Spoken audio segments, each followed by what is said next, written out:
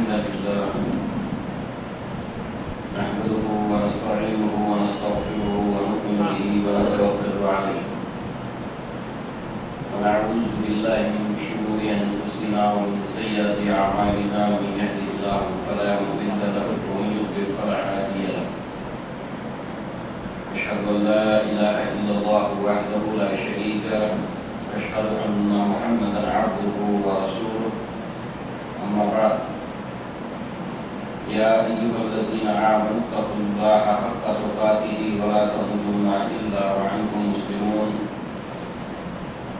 يا أيها الناس اتقوا ربكم الذي خلقكم من نفس واحدة وخلق منها زوجها وبث منهما رجالا كثيرا ونساء واتقوا الله الذي تساءلون به والأرحام إن الله كان عليكم رقيبا يا أيها الذين آمنوا اتقوا الله وقولوا قولا سديدا يصلح لكم أعمالكم ويغفر لكم ذنوبكم ومن يطع الله ورسوله فقد فاز فوزا عظيما فإن خير الحديث كتاب الله وخير الهدي هدي محمد صلى الله عليه وسلم وشر الأمور محدثاتها وكل محدثة بدعة وكل بدعة ضلالة وكل ضلالة في النار وقال الله تبارك وتعالى يا بني أقم الصلاة وأمر بالمعروف وانهى عن المنكر واصبر على ما أصابك إن ذلك من عزم الأمور رب اشرح لي صدري ويسر لي أمري واحلل عقدة من لساني يفقهوا قولي اللهم أرنا الحق حقا وارزقنا اتباعه وأرنا الباطل باطلا وارزقنا اجتنابه آمین یا رب العالمین۔ مسلمان خواتین اسلام، ایک عنوان کے تحت ہماری گفتگو کا سلسلہ جاری تھا، یعنی لقمان کی نصیحتیں جو انہوں نے اپنے بیٹے سے کی تھیں، ان نصیحتوں کو اللہ تعالیٰ نے اپنے آخری کتاب قرآن مجید کے اندر نازل کیا۔ اس سے ان نصیحتوں کی اہمیت کا پتہ چلتا ہے۔ اگر ہم غور کریں، تدبر کریں، جس کی دعوت قرآن نے دی، افلا یتدبرون القرآن ام علی قلوب اقفالها، کیا تم قرآن مجید کے اندر غور و فکر نہیں کرتے یا تمہاری سمجھ بوجھ پر تمہارے دلوں پر تالے لگے ہیں؟ اگر ہم ان نصیحتوں پر غور کریں، اسلاف نے، علماء نے، مفسرین نے اس کے تعلق سے جو باتیں بیان کی، نتیجہ یہ نکلتا ہے کہ اگر ان نصیحتوں کے اوپر کوئی انسان عمل پیدا ہو جائے، یعنی اس کو اپنی زندگی کا لائے عمل بنا لے کہ یہ کام تو اس نے کرنے ہیں، انشاءاللہ وہ دنیا آخرت میں کامیاب ہوگا۔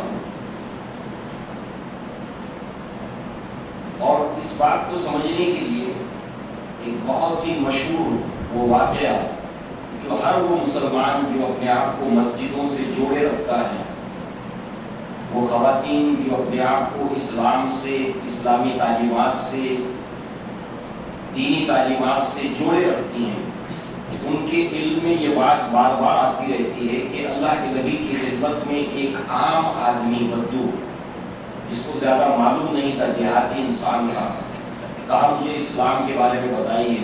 اللہ کے نبی صلی اللہ علیہ وسلم نے ارکان اسلام کی جو 5 چیزیں وہ بتائیں، کلمہ شہادت کے ادا کر دینے کے بعد نماز کو قائم کرنا، دن اور رات میں 5 وقت، رمضان کے روزے رکھنا، استعداد ہے زکوٰۃ ادا کرنا، اور اللہ کے گھر کا حج کرنا۔ اس کے بعد جو ہے وہ اس نے کہا کہ اب میں اس سے نہ کچھ کم کروں گا نہ اس سے کچھ زیادہ۔ جب وہ شخص چلا گیا تو اللہ کے نبی نے فرمایا کہ کوئی شخص اگر جنتی انسان کو دیکھنا چاہے تو اس کو دیکھے۔ اس اس میں ارکان اسلام کی بات تھی کہ اس کے اوپر انسان پابند رہے، اللہ کے نبی نے بشارت دی۔ تو ظاہر سی بات ہے کہ یہاں پر جو نصیحتیں ہیں اس میں ہم غور کریں تو انسان کے لیے اس میں وہ تمام کے تمام باتیں ہیں کہ جو اسے دنیا میں اور آخرت میں کامیاب کریں اور ایک اچھی زندگی انسان گزار سکتا ہے۔ بہرحال اس سے پہلے ہم نے لقمان کی نصیحتوں میں جو انہوں نے اپنے بیٹے سے کی کہ انہیں شرک سے روکا، یا بنی لا تشرک باللہ ان الشرک لظلم عظیم، یعنی اس کی ضد میں توحید کو اختیار انسان کرے اور شرک سے بچے، یہ نصیحت۔ دوسری، اللہ تعالیٰ نے وصیت کی انسانوں کو وَوَصَّيْنَا الْإِنسَانَ بِوَالِدَيْهِ، والدین کے ساتھ میں اچھا سلوک، یہ دوسری نصیحت۔ تیسری، ایمان بالآخرت کو لے کر تھی جو گزشتہ مرتبہ ہم نے سنی تفسیرات اس کی، یا بنی انہا ان تکن مثقال حبۃ من خردل فتکن فی صخرۃ او فی السماوات او فی الارض یأتی بها اللہ ان اللہ لطیف خبیر۔ کوئی عمل کتنا باریک ہو، رائی کے دانے کے برابر کہیں کیا ہو، اللہ اس کو لے آئے گا۔ اور اب آج جو ہم نے آیت کو سنا اس میں دو نصیحتوں کا ذکر ہے، بلکہ دو نصیحتوں کے بعد جو تیسری بات ہے وہ دراصل ایک رد عمل ہے ایک کام کے نتیجے میں، یعنی اے میرے بچے نماز کو قائم کر، یا بنی اقیم الصلاۃ، نماز کو قائم کر۔ دوسری نصیحت وَأْمُرْ بِالْمَعْرُوفِ وَانْهَ عَنِ الْمُنکَرِ، بھلائی کا حکم دے، برائی سے روک۔ وَاصْبِرْ عَلَىٰ مَا أَصَابَكَ، اور صبر کر اس چیز کے اوپر جو تجھ پر بیت جائے۔ یہ نتیجہ کس چیز کا ہے؟ امر بالمعروف اور نہی عن المنکر کا نتیجہ ہے کہ تکلیف سے گزرنا پڑے گا۔ تو اس کے جواب کے اندر رد عمل یہ ہونا چاہیے کہ صبر سے کام لے، جو کچھ تیرے ساتھ ہو اس کام کے نتیجے میں۔ ان ذالک من عزم الامور، اور یہ بہت ہمت کا کام ہے، بہت بڑا کام ہے۔ تو اس طرح سے یہ عنوان دو حصوں میں بڑھ جاتا ہے آیت نمبر 17 کے حوالے سے، ایک نماز کے تعلق سے اور دوسرا امر بالمعروف نہی عن المنکر اور اس کے نتیجے میں صبر کرنا۔ تو ہم انشاءاللہ آج اس نماز کے تعلق سے جو نصیحت کی اس کو ہم سامنے رکھیں۔ دیکھیے، مسلمان کے تعلق سے تو یہ تصور کیا ہی نہیں جا سکتا کہ وہ بے نمازی ہو۔ یہ ایسی حقیقت ہے کہ صحابہ کے پاس اس کا کوئی تصور نہیں تھا کہ مسلمان مومن اور بے نمازی ناممکن ہے۔ اللہ تبارک و تعالیٰ نے جہاں جہاں اپنے جنتی بندوں کا ذکر کیا، جب ان کو جنت کی بشارت دی یا جنت کے وارث بنائے جائیں گے، اس میں نماز کا ذکر ضرور ہے۔ جیسے اللہ تعالیٰ نے فرمایا وہ فلاح پا جائیں گے، وَأُولَٰئِكَ هُمُ الْمُفْلِحُونَ، فلاح پا جائیں گے۔ کون؟ الف لام میم ذالک الکتاب لا ریب فیہ ھدی للمتقین الذین یؤمنون بالغیب ویقیمون الصلاۃ، نماز کو قائم کرتے ہیں، کامیاب ہو جائیں گے۔ اسی طریقے سے اللہ تعالیٰ نے جنت الفردوس کے وارثین کا ذکر کیا، والذین هم علی صلاتهم دائمون، نماز کے اوپر دائم اور قائم رہتے ہیں۔ تو جہاں اللہ تعالیٰ نے جنتی بندوں کا ذکر کیا وہاں پر نماز کا ذکر ضرور آیا ہے، یہ ان کا وصف ہے۔ تو ایک انسان جو مسلمان ہو، مومن ہو، جنت کا چاہنے والا ہو، جہنم سے بچنا چاہتا ہو، بے نمازی ہو، ممکن نہیں ہے۔ یہ ایک مسلمان کی زندگی کا ایک اٹوٹ رشتہ ہے نماز کے ساتھ، کسی حال میں اس کو نماز بہرحال چھوڑنا نہیں ہے، جس کی نصیحت لقمان نے اپنے بیٹے کو کی کیونکہ اس کی بڑی اہمیت ہے۔ یا بنی اقیم الصلاۃ، ہے میرے بچے نماز کو قائم کر۔ اس سے معلوم ہوا ہر باپ کی ذمہ داری ہے کہ وہ اپنے بچوں کو چاہے جو بنانے کی آرزو رکھتا ہے اس کو دوسرے نمبر پر رکھے، پہلے نمبر کے اوپر رکھے کہ وہ نمازی ہو جائے۔ شرک سے بچیں، موحد ہو اور نمازی ہو۔ اس نسبت سے آپ دیکھیں کہ ارکان اسلام کے تعلق سے جو روایت ہے عبداللہ ابن عمر رضی اللہ عنہما سے، کہ آپ نے فرمایا کہ قال رسول اللہ صلی اللہ علیہ وسلم بنی الاسلام علی خمس، اسلام کی بنیاد 5 چیزوں کے اوپر ہے: شہادت اللہ الہ الا اللہ وان محمدا رسول اللہ، وإقام الصلاة وإیتاء الزکاة والحج وصوم رمضان۔ بخاری کی روایت ہے، بہت مشہور روایت ہے۔ اب ان 5 چیزوں کو آپ دیکھیں، ایک انسان کلمہ شہادت ادا کر دیا، اس کے 2 راستے ہیں۔ ایک یہ ہے کہ وہ مسلمان گھر ہی میں پیدا ہوا اور اس نے بچپن میں ماں باپ نے سکھایا، کلمہ ولمہ پڑھ لیتا ہے۔ دوسرے یہ ہے کہ اس نے کسی اور مذہب میں پیدا ہوا مگر اس نے غور و فکر کیا، کوئی وجہ اللہ نے بنائی کہ وہ اسلام میں داخل ہوا، اب اس نے کلمہ شہادت ادا کر کے مسلمان ہو گیا۔ اس کے بعد جو ہے وہ اب باقی 4 چیزیں رہ جاتی ہیں: نماز، زکوٰۃ، حج اور روزہ، صیام۔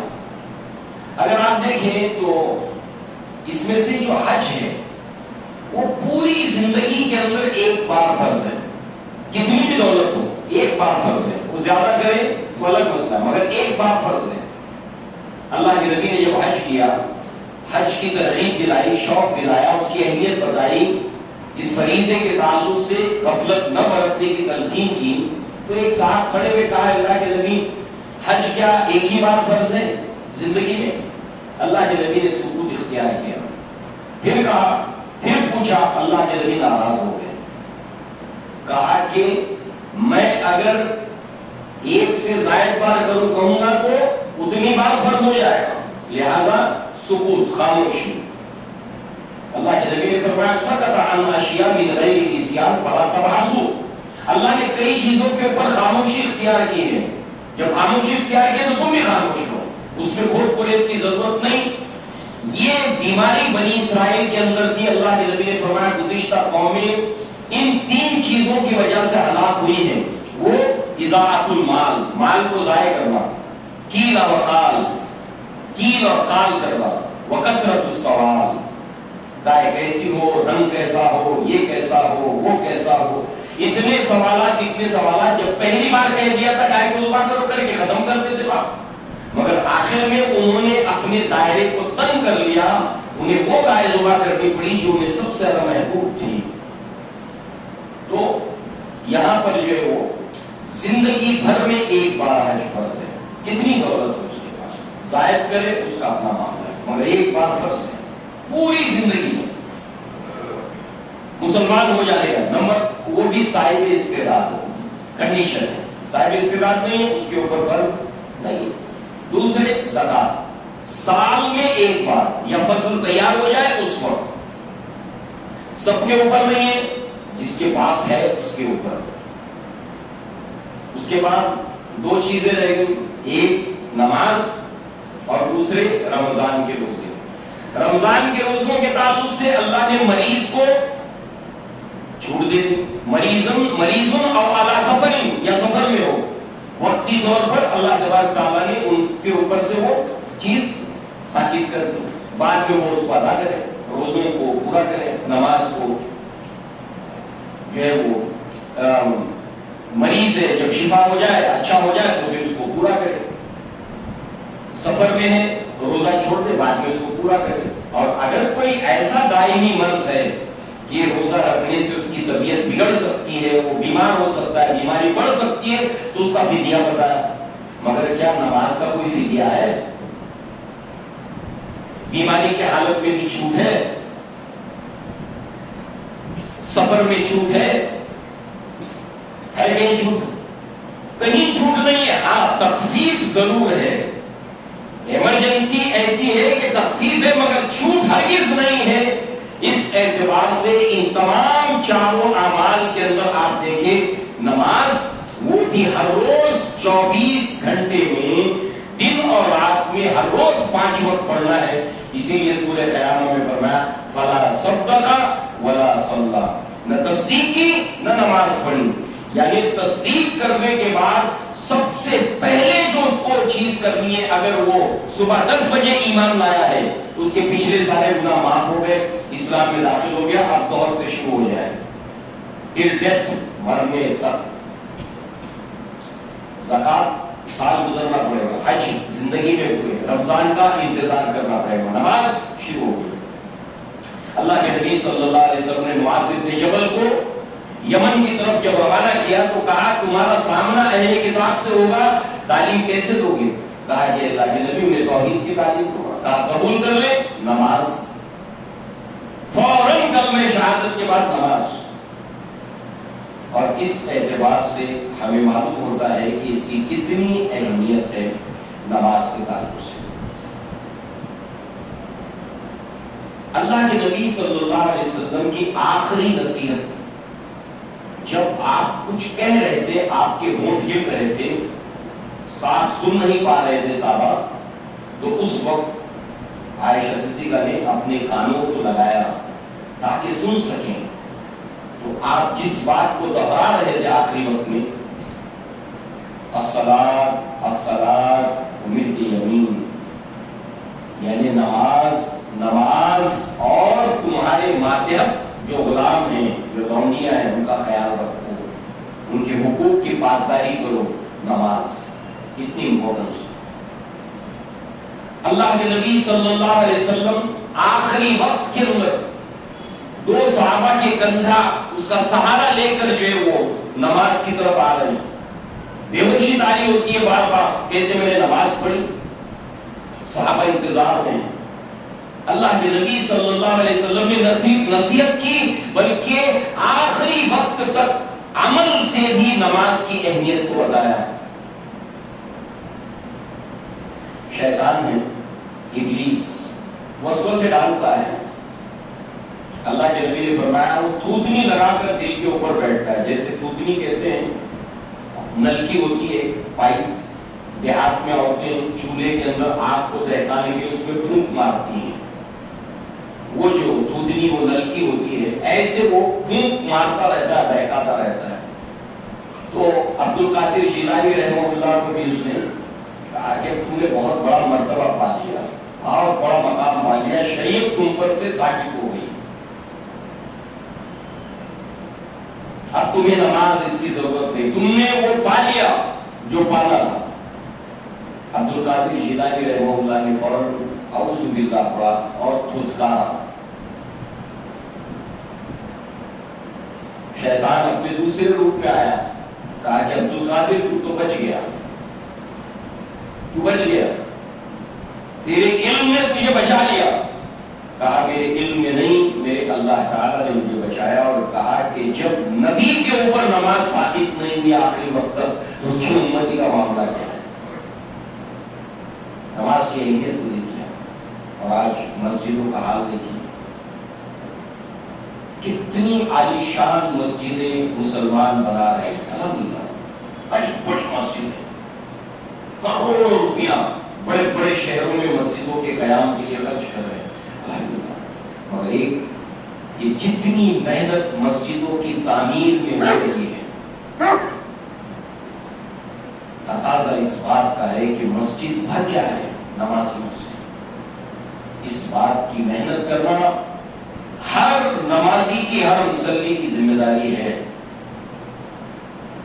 مسجد کو آباد کرنا، اللہ تعالیٰ نے یہ تو نیک بندوں کی صفت بیان کی، ہم خود وہاں پر آ کر اس کو آباد کریں اور لوگوں کو نماز کی طرف لائیں۔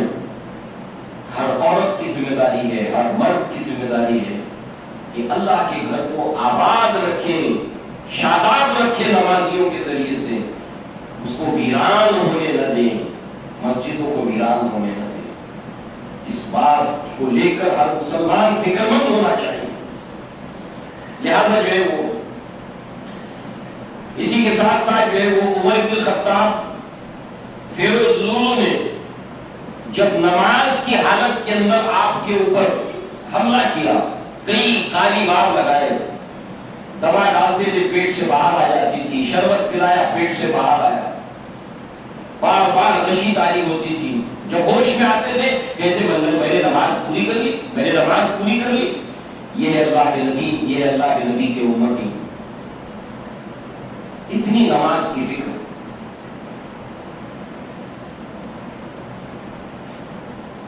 لہذا اس کی اہمیت ہے. تب جو ہے وہ بیٹے کو نصیحت کرتے ہوئے لقمان نے کہا یا بنیا اقیم الصلاۃ. اللہ کے نبی نے فرمایا عمرو بن شعیب عن ابیہ اپنے والد سے کہتے ہیں، اس سے اپنے والد سے انہوں نے سنا عمرو بن قال رسول اللہ صلی اللہ علیہ وسلم مروا اولادکم بالصلاۃ وهم ابناء 7 سنین واضربوهم علیها وهم ابناء 10 سنین وفرقوا بینهم فی المضاجع. ابو داؤد کے اندر یہ روایت ہے کہ اپنے بچوں کو نماز کا حکم دو،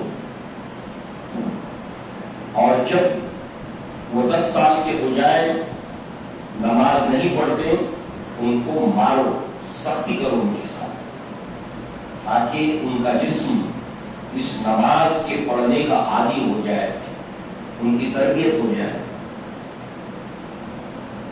ابراہیم علیہ السلام نے اپنی ذریت کو جب لایا بے آب و گیا زمین کے اندر، ربی انی اسکنت من ذریتی بواد غیر ذی زرع عند بیتک المحرم لیقیموا الصلاۃ. میں نے اپنی نسل کو ایک ایسی بے آب و گیا زمین میں لا کر ڈالا ہے جہاں پر کچھ اگتا نہیں ہے، تیرے محترم گھر کے پاس، تاکہ نماز کو قائم کریں. مسلمان کو ہمیشہ اپنا مکان، اپنا مسکن ایسی جگہ پر تلاش کرنا چاہیے جہاں پر اللہ کا گھر ہو. اگر نہیں ہے وہاں پر تو اس کی ذمہ داری بھی ہے کہ وہ نماز کے لیے مسجد کے قائم کرنے کی فکر کرے. ابراہیم علیہ السلام نے کیا کہا؟ تیرے گھر کے پاس لا کر بسانے کا مقصد نماز کو ہی قائم کرے. مسجدوں سے جوڑ ہو بچوں کا، جڑاؤ ہو بچوں کا اللہ کے گھر کے ساتھ.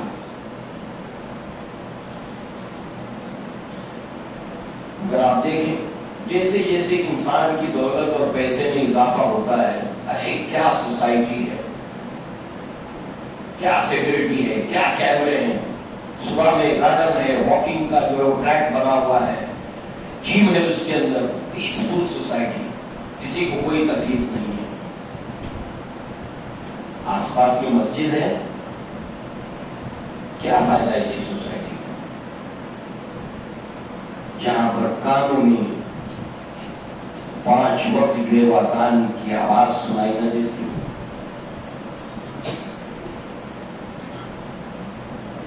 لہٰذا جو ہے اس بات کو یاد رکھے کہ جیسے جیسے دولت میں اللہ کا ہمارے اضافہ کرے، مسجدوں سے دور نہیں، مسجد سے قریب ہمارا گھر ہو، ہمارا ٹھکانہ ہو.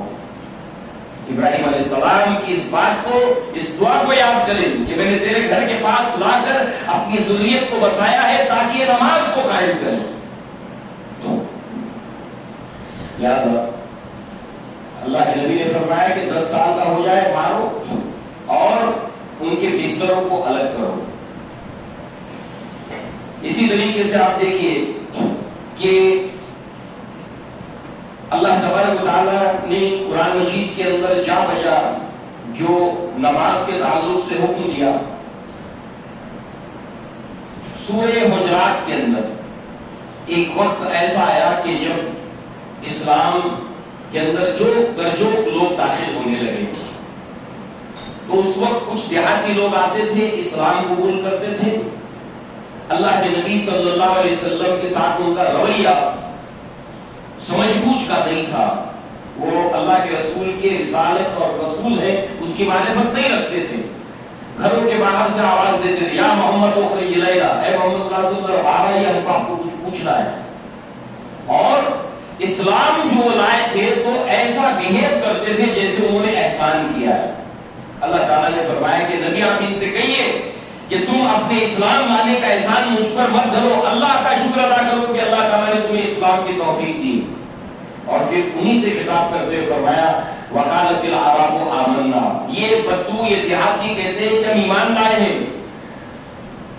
قل لم تؤمنوا، تم ایمان نہیں لائے. دعویٰ ان کا ایمان کا ہے، دعویٰ ایمان کا ہے. قل لم تؤمنوا ولکن قولوا اسلمنا، بلکہ یوں کہو کہ تم اسلام لائے ہو. معلوم ہوا ایمان الگ ہے، اسلام الگ ہے. اور علماء نے، مفسرین نے، محدثین نے، شارح حدیث نے بتایا کہ جب مجرد مسلمان مسلم اور اسلام آ جائے تو اس میں ایمان ہے. جیسے ابراہیم علیہ السلام نے دعا کی ربنا وجعلنا مسلمۃ لک، ہمیں مسلمان بنا، یعنی مومن نہیں بنا.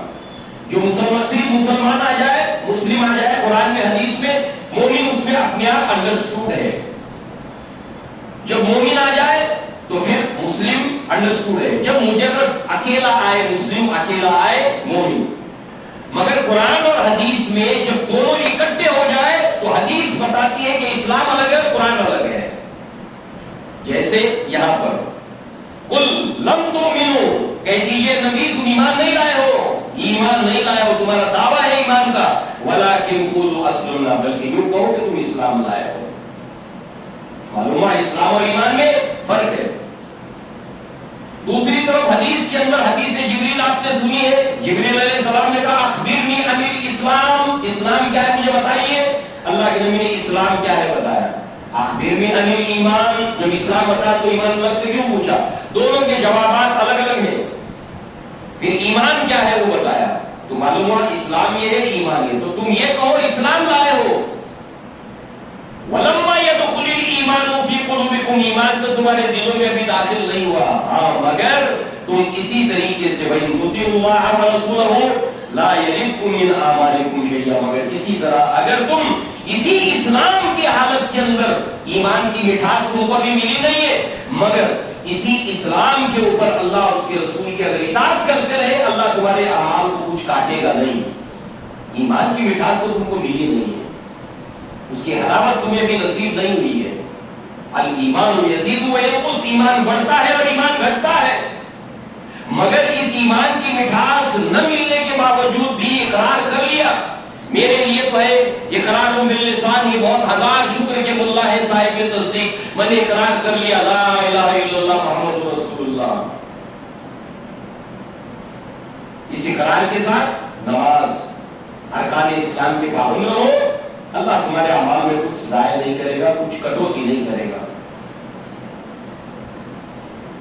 اس اعتبار سے معلوم یہ ہوا کہ مسلمان ہونے کے بعد، چاہے مسلمان گھر میں پیدا ہوا ہے،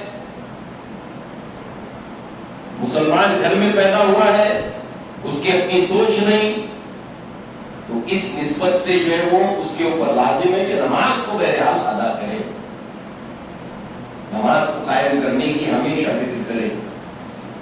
لہذا اس کے ساتھ ساتھ جو ہے وہ آپ دیکھیں کہ نماز کی جو اہمیت ہے قرآن نے جو بیان کی، اللہ کے رسول صلی اللہ علیہ وسلم نے نماز کے تعلق سے بہت سی باتیں بیان کی، عمل سے بھی اور قول سے بھی. آپ نے فرمایا من ترک الصلاۃ متعمدا فقد کفر. اسلام ایمان کی بات ہو رہی تھی، اسلام الگ ہے، ایمان الگ ہے. اللہ کے نبی کیا کہتے ہیں؟ جس نے جان بوجھ کر قصدن نماز کو چھوڑا اس نے کفر کیا. الفرق بین الکفر والاسلام الصلاۃ، اسلام اور کفر کے درمیان جو فرق لکیر کھینچتی ہے جو چیز وہ ہے نماز.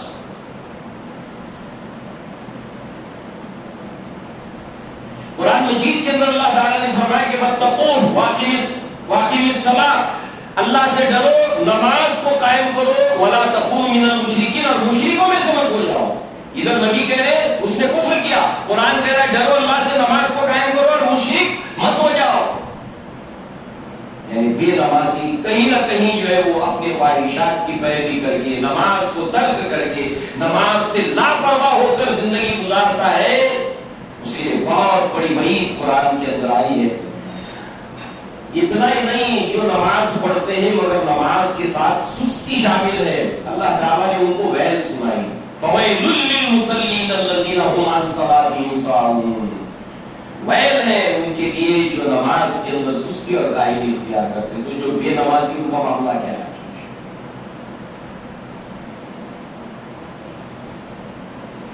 اب صحابہ کرام کی طرف آئی. عمر بن الخطاب رضی اللہ عنہ کہتے ہیں کہ الصلاۃ عماد الدین، نماز دین کا ستون ہے، پیلر ہے، اور بلڈنگ جو ہوتی ہے وہ پیلروں کے سہارے کھڑی ہوتی ہے. ایسے ہر انسان کا اسلام جو ہے وہ جن پیلرز کے سہارے ان میں سے نماز ہے. تو نماز دین کا ستون ہے. جس نے نماز کو چھوڑا اس نے اسلام کو ڈھا دیا.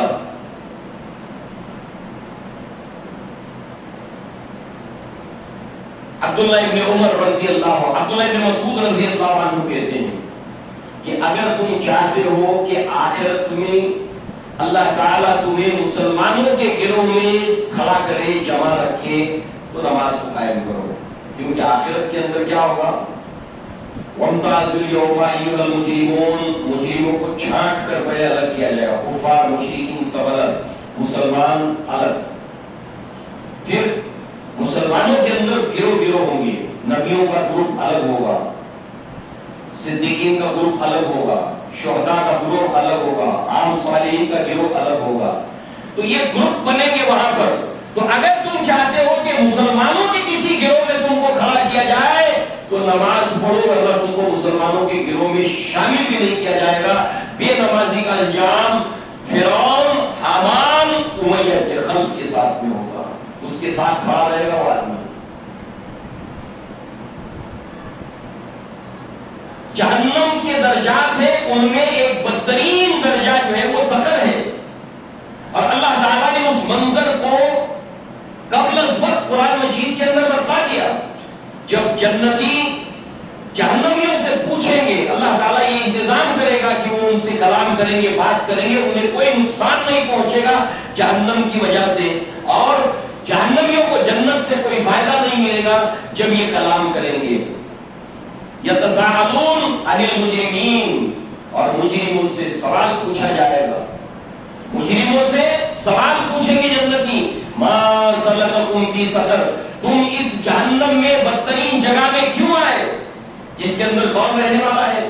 اللہ تعالیٰ نے ان آیات سے پہلے فرمایا سأصلہ سقر، میں بہت جلد اس کو سقر میں پہنچاؤں گا. یہ پروناؤن سأصلہ، یہ ہو پروناؤن ہے، ضمیر ہے. کون ہے یہ؟ تفسیر میں جاتے تو ولید ابن مغیرہ ہے. اتنا بڑا پاکھنڈی تھا، اتنا بڑا اسلام کا دشمن تھا. اللہ نے فرمایا اس کو میں سقر میں ڈالوں گا، اور اسی سقر کے اندر جو لوگ جائیں گے تو جنتی ان سے پوچھیں گے، ولید ابن مغیرہ کے ساتھ جو لوگ اس کے ساتھ جائیں گے سقر میں، ان سے جنتی پوچھیں گے ما سلککم فی سقر، تم اس سقر میں کیوں آئے؟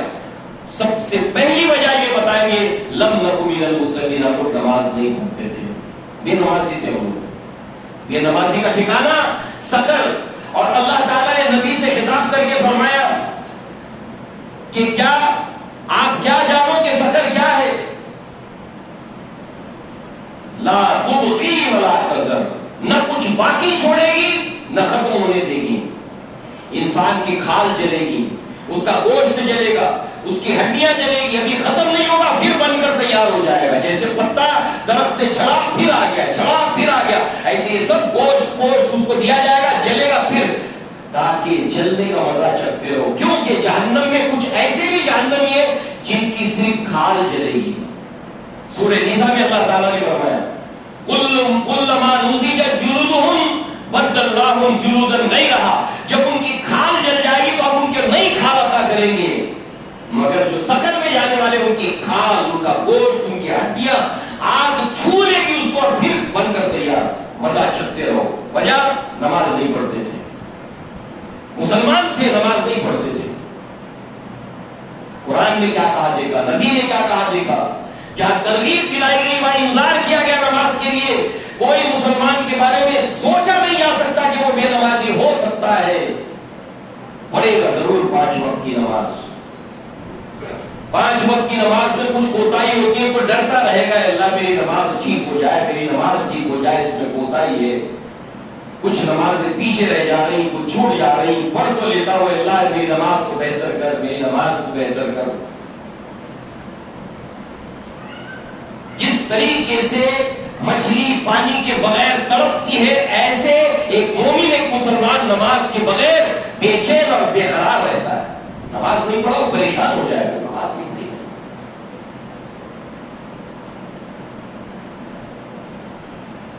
یہ صحابہ کا قول ہو گیا۔ اب آئیے اور سے اماموں کے ماننے کا دعویٰ کرتے ہیں۔ امام ائمہ کیا کہتے ہیں؟ امام ابو حنیفہ کا فتویٰ ہے کہ اگر کوئی قصدن نماز کو چھوڑ دیتا ہے تو حاکم کو چاہیے کہ اس کو قید خانے میں بند کر دے۔ عمر قید، جیل سے نکلے گا نہیں باہر، جب تک کہ وہ سچی توبہ نہ کرے اور وعدہ نہ کرے کہ اب جب جیل سے باہر جائے گا تو نماز نہیں چھوڑے گا۔ سچر کمیٹی کی رپورٹ کے اندر بتایا گیا ہے کہ مسلمان ہندوستان میں آبادی کے تناسب سے نہ نوکری میں ہے، نہ تعلیم میں ہے، کسی چیز میں نہیں ہے، جیسی آبادی اس کے حساب سے نہیں ہے، مگر جیل میں آبادی کے تناسب سے زیادہ ہے۔ سوچئے امام ابو حنیفہ کو امام ماننے والے اس فتوے کو اگر سامنے رکھیں تو آج ہندوستان کے اندر جیلیں کم پڑ جاتی ہیں۔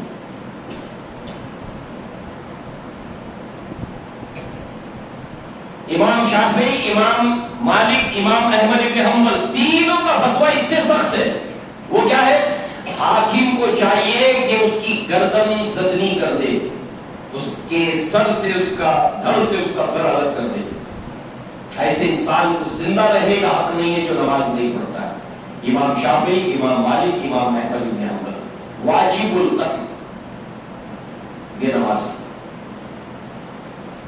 کتنا سخت فتویٰ ہے۔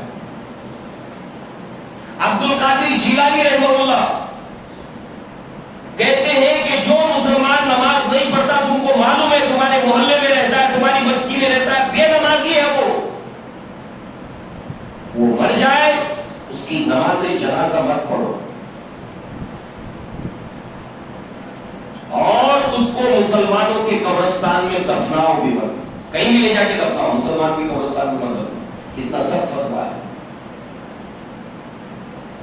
دوستو، عزیز و بزرگوں، یہ کوئی معمولی بات نہیں ہے نماز کا چھوڑ دینا، بہت کبیرہ گناہ ہے، بڑا گناہ ہے۔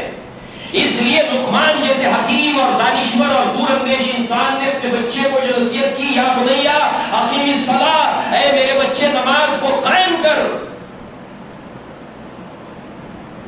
تو دوستو، بھائیو، بزرگوں، ہم فکر کریں اس بات کی، اپنے بچوں کی، اپنے گھر کی خواتین کی، ان کی نماز کو لے کر، اور گھر کا ایک ماحول نماز کا بنائے، مسجدوں کو آباد کریں۔ لہذا جو وہ دوسری طرف آپ دیکھیں، انسان کو جب قبر میں دفنایا جائے گا، دفنانے کے بعد اللہ کے نبی نے فرمایا کہ جب واپس جانے لگتے لوگ دفنانے کے بعد، ابھی لوگوں کے قدموں کے چاپوں کی آواز غائب نہیں ہوئی ہے۔ جیسے آپ نے دفنا دیا، میت کو دفنا دیا، کبھی کبھی ایکسپریمنٹ کرنا چاہیے، لوگ جانا شروع ہو گئے، آپ مت جائیے، رکے رہیے تھوڑا، اور اپنے کانوں کو لگائیے، لوگوں کی باتوں کی آواز آ رہی ہے، لوگ جا رہے ہیں قبرستان سے باہر، ابھی ان کے قدموں کے چاپوں کی آواز ختم بھی نہیں ہوتی ہے، فرشتے حاضر ہوتے ہیں زمین کو ریکھتے ہوئے، اور سوالات، من ربوں کا، ہمارا رب کون ہے؟ ایک انسان ہے، اللہ اس کی زبان پر جاری کر دے گا۔ دنیا میں 1 کروڑ مرتبہ رٹو گے تو اس کا مطلب یہ نہیں ہے امتحان میں رٹ کے جاتے تو جواب لکھ دیتے، وہاں نہیں ہے کہ 1 کروڑ بار جو ہے رٹو گے تب بھی وہاں پر اللہ کی توفیق ہوگی، دنیا میں عمل ہوگا تو اللہ زبان پر جاری کر دے گا، ورنہ جاری نہیں ہوگا زبان پر یہ کلمہ۔ کئی ایسے مقامات ہیں، مرنے سے لے کر جنت اور جہنم میں جانے تک اللہ توفیق جس کو دے گا اس کی زبان کے اوپر وہ کلمات جاری ہوں گے جو اس کی نجات کی وجہ بنیں گے، مرنے سے لے کر جنت میں جانے تک۔ اور جس کو اللہ توفیق نہیں دے گا اس کی زبان گم ہو جائے گی۔ نماز زبان کو چھوڑیے، جس وقت اللہ تعالیٰ جلوہ گر ہوں گے، جتنے نمازی ہوں گے سب کے سب سجدے میں گر جائیں گے، مگر جو دنیا میں بے نمازی تھا گرنا چاہے گا سجدے میں، مگر اللہ اس کی پیٹھ کو ایسا کر دے گا، دنیا میں نہیں جھکتا تھا 5 وقت میرے سامنے آ کے، اس کی پیٹھ جھکے گی نہیں، ٹائٹ رہے گی، گرنا چاہے گا سجدے میں گر نہیں پائے گا۔ نماز نہیں پڑھتا تھا دنیا دنیا میں یہاں پر توفیق نہیں ملے گی، نہیں ملے گی اس کو توفیق. معمولی چیز سمجھ رکھتا ہے، معمولی چیز نہیں ہے. ما دین کا دین اسلام. اب پوچھا جائے گا من نبی کا، نبی کون تھے، کس نبی کے امتی؟ یہ دو سوالوں کے بعد جو پنچ گانا نمازی تھا اس کا حال اللہ کے نبی نے بتایا. دو سوالوں کے بعد وہ فرشتوں سے کہے گا کہ تھوڑا رکو، تھوڑا رک جاؤ، مجھے نماز پڑھ لینے دو. وہ جو نماز کی اس کو فکر ہوتی تھی دنیا کے اندر، تو اس کو لگے گا ایسے منظر اس کو دکھائی دے گا قبر میں جیسے اثر کا وقت ہے، میں جلدی نماز پڑھ لوں، پہلے نماز میری چلی جائے گی. تو فرشتے کہیں گے اب نماز کرو، یہ نماز اب نہیں یاد پڑ. پھر وہ جواب دے گا. تو معلوم ہوا یہ نماز کا تعلق ہے. اس اعتبار سے قرآن میں جگہ جگہ کے اوپر نماز کا ذکر ہے. ہمیں چاہیے کہ ہم خود بھی نماز کو قائم کریں. اگر انسان بیمار ہے، کھڑے ہو کر نہیں پڑھ سکتا، بیٹھ کر پڑھے. بیٹھ کر نہیں پڑھ سکتا، لیٹ کر پڑھے. لیٹ کر نہیں پڑھ سکتا، اشارے سے پڑھے. سفر کے اندر ہے، قصر کی سہولت اللہ نے دی، مگر نماز پڑھنا ہے. حالت جنگ کے اندر ہے، جس طرح قصر میں 4 کی 2 ہو جاتی ہے، ایسے حالت جنگ کے اندر 2 کی 1 ہو جاتی ہے. مگر نماز بہرحال کسی حالت میں کسی صورت کے اندر معاف نہیں ہے. ہر حال کے اندر نماز کو ادا کرنا ہے. خواتین اسلام اچھی طرح سنیں، اچھی طرح سمجھیں، نماز کی بڑی برکتیں ہیں. اپنے گھر کو نماز کے ماحول کے اندر تبدیل کریں. گھر کی خواتین کی ذمہ داری ہے. اپنے بچوں کو مساجد کے اندر بھیجیں، انہیں مسجد سے جوڑے رکھیں. انشاءاللہ اللہ تبارک و تعالیٰ اس کا بھرپور آپ کو اجر و ثواب دے گا. آپ کے بچے جب اللہ کے گھر سے جڑیں گے، نمازی ہوں گے.